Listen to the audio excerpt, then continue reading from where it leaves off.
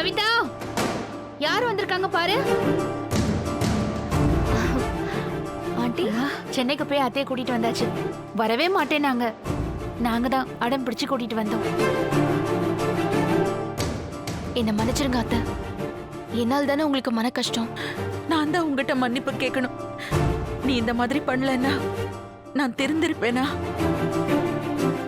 ஆமா கவிதா, நீ மட்டும் என் மகன் கிட்ட என்ன காட்டி கொடுக்காம இருந்திருந்தேன்னா நான் அதே மாதிரி தப்புக்கு மேல தப்பு செஞ்சுக்கிட்டே இருந்திருப்பேன். இப்ப நான் நல்லவளா புது மனுஷியா மாறதுக்கு காரணமே நீதான். நியாயமா நான் தான் உங்ககிட்ட மன்னிப்பு கேட்கணும். நன்றி. அப்போ உங்களுக்கு என் மேல கோவமே இல்லையா? 1% கூட கோவமே இல்ல. நீ கௌரியோட தங்க கவிதா. அவ உடம்புல ஓடுற ரத்தம் தானே உன் உடம்புலயும் ஓடுது. தெரியாம கூட நீ ஒரு தப்பும் பண்ண மாட்டேன். ஓகே? அப்பா, இப்பதான் நிம்மதியா இருக்கு.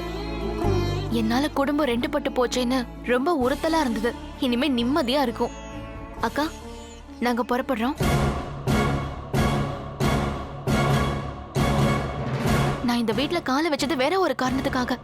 ஆனா இப்ப நடந்திருக்கிறது ரொம்ப நல்ல விஷயமா இருக்கு. அந்த சந்தோஷத்தோட நானும் என் அம்மாவும் இந்த ஊரை விட்டே போயிடுறோம்.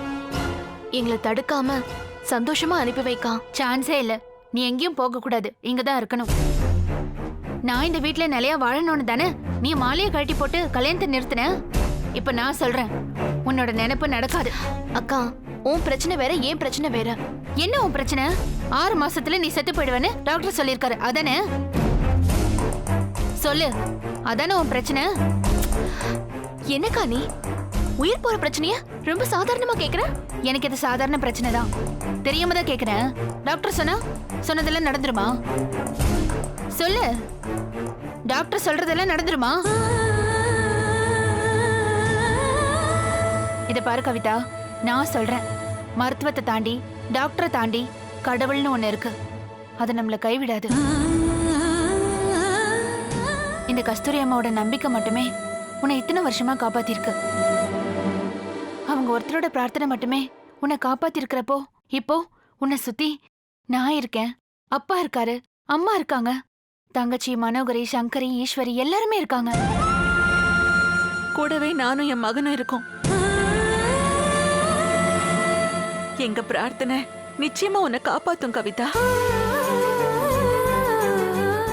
கவிதா, இனிமே உனக்கு 2 அம்மா இல்ல, என்னோட சேர்த்து 3 அம்மா.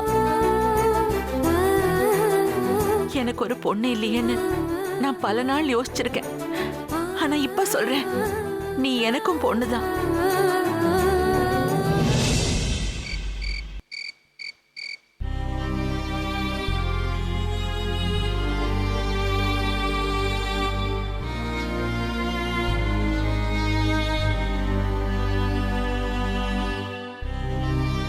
நாகலட்சுமி, திலகா நல்லா தூங்குறா.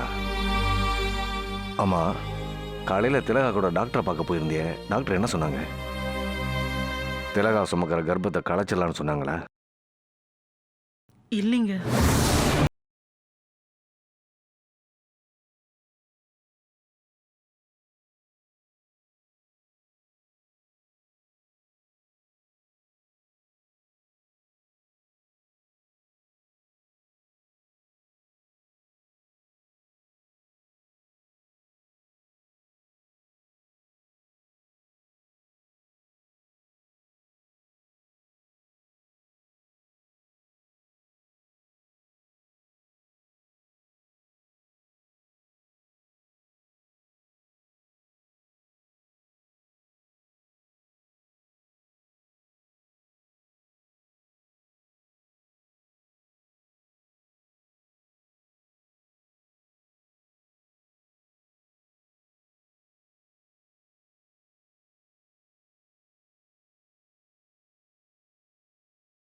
அவ கருவை கலைக்கணும்.